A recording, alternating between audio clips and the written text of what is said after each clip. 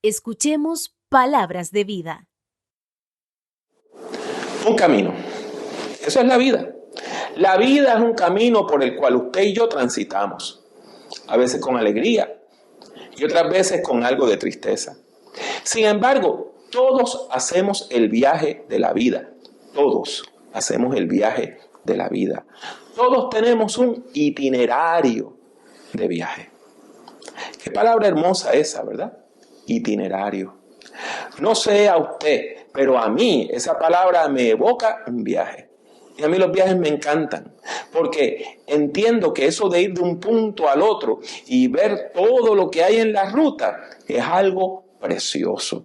Sin embargo, también me llama la atención que los viajes siempre implican un proceso de cambio. Un proceso de cambio. Y eso es lo interesante de la vida, que encontramos toda una serie de cambios en nuestro camino.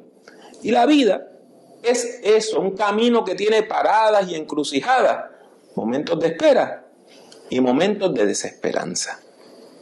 Ahí encontramos una palabra que no es tan linda, desesperanza. Implica que hemos perdido la fe, la esperanza, el sentido de futuro. Y déjeme decirle que la vida nunca es tan triste, nunca estamos tan desesperanzados como cuando nosotros le fallamos a las personas que amamos.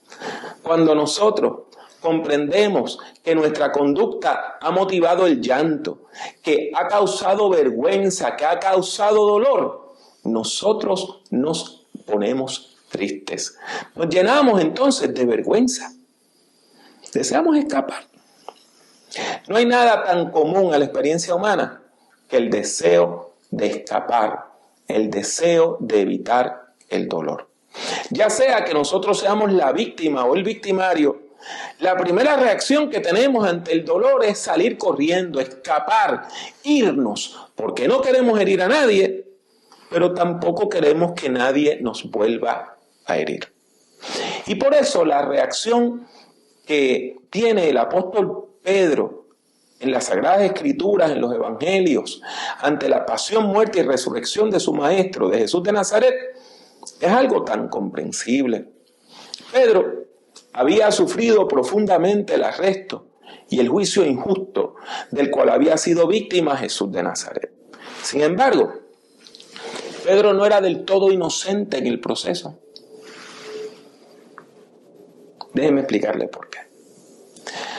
Al principio de todo este proceso, cuando Jesús está en la cena de despedida y dice que Él se va a ir, Pedro le asegura al Galileo que no lo iba a dejar solo nunca y que estaba dispuesto a dar su vida por Él, que aunque otros huyeran, Él iba a quedarse ahí firme. Y parece que eso era cierto, porque cuando fueron a arrestar a Jesús, Pedro fue el único que tuvo la valentía de defenderlo. Sacó una espada y le cortó la oreja a el criado del sumo sacerdote, a uno de los criados del sumo sacerdote. O sea, en ese punto parece que él de verdad estaba dispuesto a dar su vida por Cristo. Sin embargo, Jesús, que conoce las mentes y los corazones, nunca tomó muy en serio las palabras de su impetuoso discípulo. En la primera ocasión, Jesús le respondió diciendo: tú darás tu vida por mí. De cierto te digo, que no cantará el gallo sin que me hayas negado 3 veces. La segunda vez, Jesús le dijo a su discípulo que guardara su arma, porque le era necesario apurar el trago amargo de la cruz. Pero Pedro tenía una característica muy mala, una característica terrible que puede dañarle la vida a cualquier persona. Pedro no conocía los límites de su propio miedo. Eso es peligroso. Y por eso tuvo la osadía de entrar en el patio de la casa del sumo sacerdote mientras estaban haciendo el juicio a Jesús. ¿Y quiénes estaban en el patio? La misma gente que habían arrestado a Jesús, la misma turba que lo había arrestado. Entonces, sucedió lo inevitable. Alguien reconoció a Pedro. Primero fue la criada que velaba en la puerta y después lo reconocieron otros participantes de este grupo paramilitar. Y finalmente un familiar del hombre herido durante el arresto lo reconoció. Tú eres uno de ellos. Tú andabas con el Galileo. Y ante esas 3 preguntas incisivas, 3 respuestas cobardes. No lo soy. No lo soy. No lo soy. Sí, Pedro había sufrido el dolor de la pérdida de su maestro, pero también había sido motivo de dolor para su maestro. Pedro había sido herido, pero había herido a su vez. Y por eso es que Pedro, aún después de conocer la buena noticia de la resurrección, entiende que él está descalificado para el ministerio y decide emprender un viaje, huyendo, escondiéndose, volviendo a la rutina antigua, volviendo a la Galilea, volviendo a casa, dejando atrás el ministerio para volver a la pesca y al mar, del cual pensó que nunca debió alejarse. Pedro sentía que había fracasado, pero olvidaba que nuestro Dios, el Dios que se ha revelado en Jesucristo, no tiene los mismos valores rígidos e inflexibles que tenemos ustedes y yo, que tenemos nosotros, los seres humanos. Nosotros a veces guardamos una riña por docenas de años, pero Dios sabe perdonar. Dios sabe restaurar. Pedro quizás entendió que al emprender el viaje se alejaba del Dios que le había llamado, olvidando un punto muy importante, es que Dios conoce nuestro itinerario. Dios conoce nuestro itinerario. Si la vida es un camino, si la vida es un viaje por el tiempo y por el ser, ¿quién mejor que Dios para conocer nuestro itinerario de viaje? Dios conoce tu itinerario con sus paradas y encrucijadas, con sus momentos de espera y con sus momentos de desesperanza. Y por eso, el Cristo resucitado, conociendo el itinerario de Pedro, sale a buscarlo y lo encuentra en medio del mar. Allí estaba con el discípulo amado, que se entiende que era el apóstol Juan. Y es precisamente el discípulo amado el que dice, ahí está Jesús, y lo reconoce. Y Pedro se echa al agua. Y déjeme decirle, nadar en agua de un lago es mucho más difícil que en agua de mar. Usted no flota con la misma facilidad, pero a Pedro no le importó. Se lanzó al lago y llegó nadando a la orilla donde estaba Jesús. ¿Y qué encuentra? Que Jesús estaba preparando algo de comer. Él no estaba esperando que trajeran pescados, él ya estaba cocinando. Se sientan a comer. Y después de haber terminado esa cena, ocurre un diálogo. Hay una conversación que es la que sirve de base a nuestra reflexión. Es un diálogo. ¿Qué más que diálogo? Es un interrogatorio, donde Jesús explora lo que hay en la mente y en el corazón de Pedro, lo que Pedro verdaderamente siente hacia él. Jesús le hace no una pregunta, le hace la pregunta que resumía todas sus dudas hacia Pedro, el líder caído. Le hace la pregunta que usted tiene que contestar y que yo tengo que contestar también y que todo ser humano tiene que contestar. ¿Me amas? Eso le pregunta Jesús. Simón, hijo de Jonás, ¿me amas más que estos? ¿Me amas? No es una pregunta fácil de contestar. Nunca lo ha sido y nunca lo será.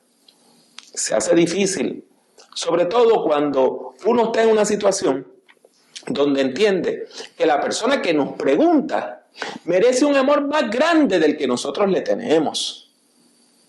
Un amor más grande del que llevamos por dentro. Y por eso, aunque en algunas traducciones de la Biblia parece que están utilizando la misma palabra, cuando usted lee el texto en el original, el Nuevo Testamento fue escrito en griego, usted encuentra que están utilizando dos palabras distintas. Cuando Jesús le pregunta a Pedro, ¿me amas?, está utilizando el verbo agapao, que viene de el amor ágape, es el amor más excelente. Es preguntarle, ¿me amas con el amor más puro, más grande, más excelente? Y Pedro le contesta con otro verbo. Le dice, te quiero, filo, sé. El verbo fileo quiere decir tener un amor como se le tiene a un amigo, como se le tiene a un hermano. Es un amor filial. Por eso, para tener la diferencia, lo mejor es traducirlo como lo hacen las traducciones modernas. Jesús le pregunta, ¿me amas? Y Pedro le contesta, te quiero. Aunque ambos verbos hablan de sentimientos y de amor, uno tiene una mayor intensidad que el otro. Y por eso es que nosotros encontramos, como le dije hace un minutito, que las traducciones modernas utilizan amar y querer. Por lo tanto, Pedro contesta la pregunta de Jesús diciendo lo mismo que usted y yo o hemos dicho o hemos escuchado alguna vez. Cuando alguien nos dice o cuando le decimos a alguien, no puedo mentirte, yo te quiero, pero no te amo. Si usted ha dicho eso, o si usted ha escuchado eso, usted sabe lo duro, lo difícil, lo doloroso que es escuchar esas palabras. Las palabras de Pedro entonces reciben una respuesta sorpresiva, porque Jesús no lo rechaza. A pesar de que Pedro continúa siendo inconsistente, Jesús le comisiona y le da una tarea. Le dice, pastorea a mis ovejas. Pero la sorpresa no queda ahí. Porque entonces Jesús vuelve a preguntarle al pescador galileo, Simón, hijo de Jonás, ¿me amas? Y una vez más, Pedro responde con toda sinceridad. A pesar de que Jesús lo está recibiendo, lo está comisionando, le vuelve a decir, no, Señor, no te amo, te quiero. ¿Esto no le está extraño a ustedes? Cuando nosotros leemos los evangelios, nosotros encontramos que Pedro era el hombre que siempre hablaba de manera exagerada. Pedro era el que siempre iba más allá. El Pedro anterior, antes de la cruz, hubiera dicho, yo te amo con el amor más grande que ha tenido jamás cualquier persona por otra. Pero ahora, después de la cruz, después de haber negado a su maestro, Pedro ahora mira la vida de otra manera. Porque si lo hubiera amado, no lo hubiera negado. Y por eso le responde con sinceridad. Le dice lo que siente. Le dice, sí, Señor, tú sabes que yo te quiero. Y por segunda vez, Jesús lo sorprende y le dice que entonces apaciente sus ovejas. O sea, vuelve a recalcar el llamado pastoral. Pero la historia no queda ahí. Porque entonces Jesús se dirige a Pedro por tercera vez. Y aquí es que la sorpresa llega a su punto más alto. Porque la tercera vez Jesús cambia el verbo. En vez de decir, me amas, agapasme, utiliza el mismo verbo que hablaba de un amor menos intenso que el que había estado usando Pedro. Y le dice, Phileis me, o sea, me quiere.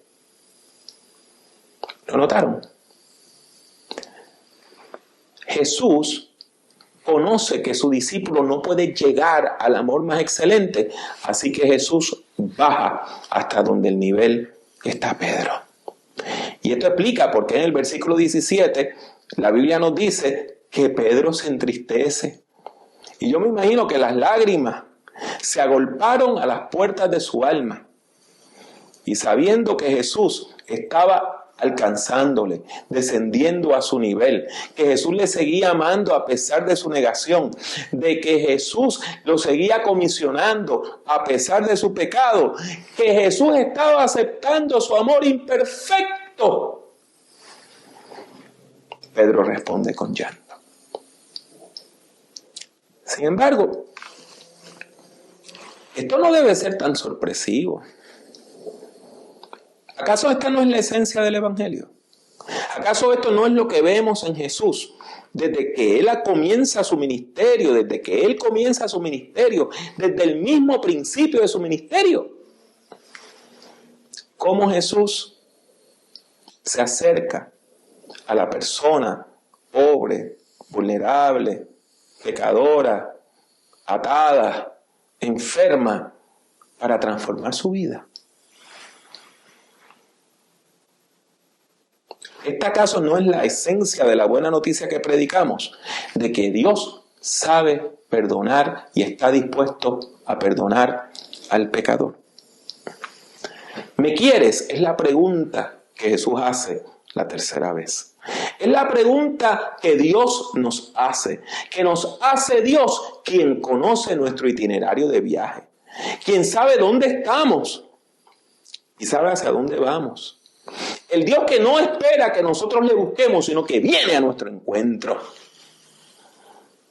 ¿Me quieres? Es la pregunta que nos permite ser discípulos de Jesucristo. Es una pregunta que implica que Dios nos acepta con gozo. Y acepta con gozo lo poco que podemos darle.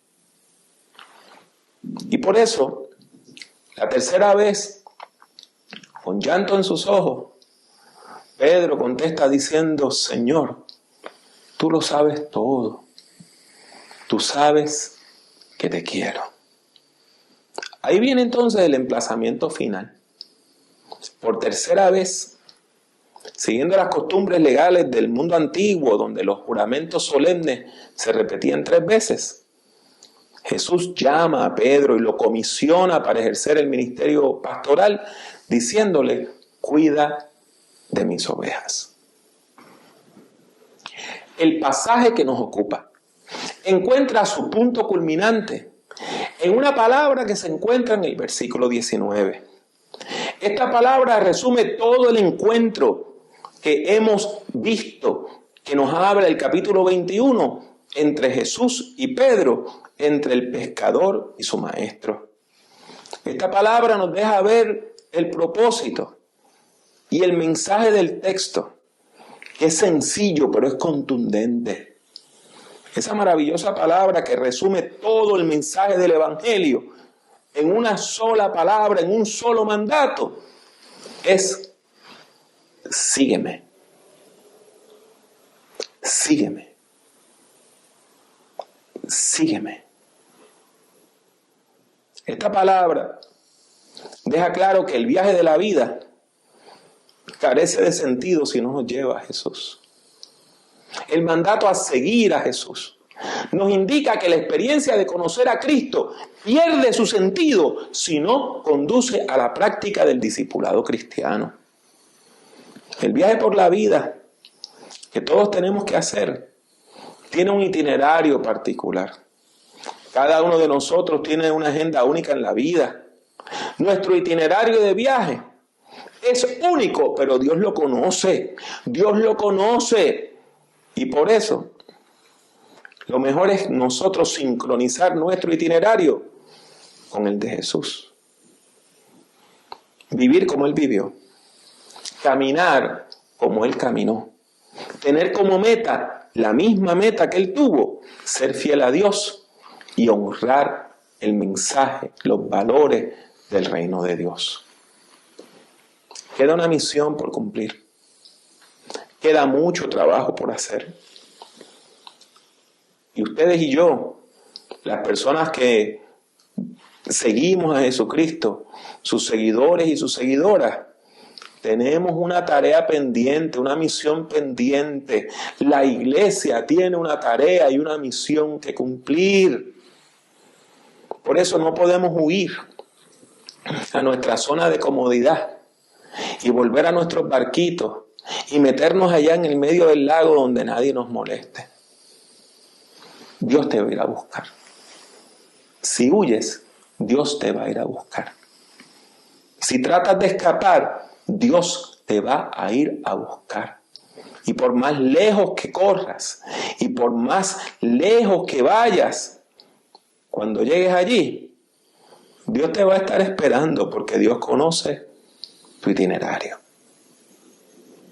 Por eso, el mensaje que Jesús le dirige a Pedro no es solamente para él, es para todos nosotros. A pesar de nuestra falta de constancia, de nuestros pecados y de nuestra maldad, Dios también nos llama a nosotros, a ustedes y a mí, a pastorear las ovejas del Señor, mientras seguimos su ejemplo en el camino. Por lo tanto, hoy Jesús te invita a que tomes tu itinerario de viaje y lo cambies por el itinerario de viaje que te presenta Jesús. No trates de escapar de Él, porque donde quiera que vayas, vas a encontrar a Jesús a la orilla del camino preguntándote, ¿me amas?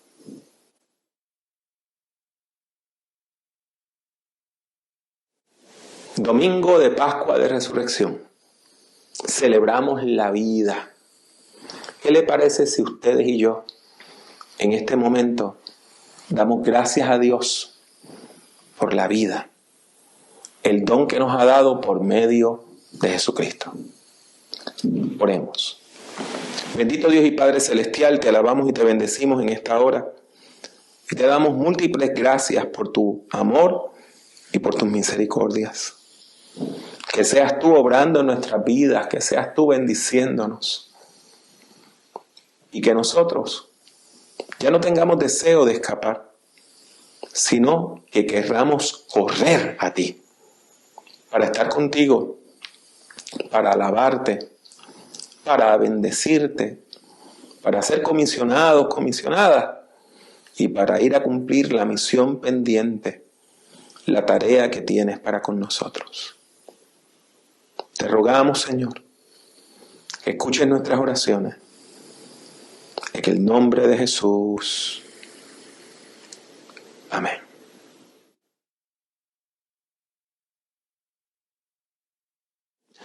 Le rogamos que se ponga en contacto con nosotros. Sí, póngase en contacto con nosotros. Puede escribir a todas las direcciones que ve en la pantalla y háblenos, díganos de cuál es su experiencia de fe. Puede enviarnos preguntas, puede enviarnos comentarios.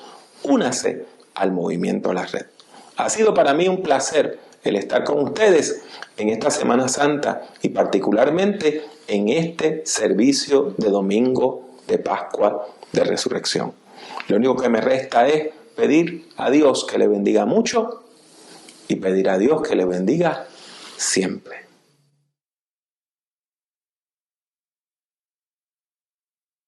Gracias, Señor, por haber derramado tu aceite fresco sobre nuestras vidas, porque en eso se convierte tu palabra, Señor, en aceite fresco que limpia todas nuestras iniquidades, porque el aceite es símbolo de tu sangre.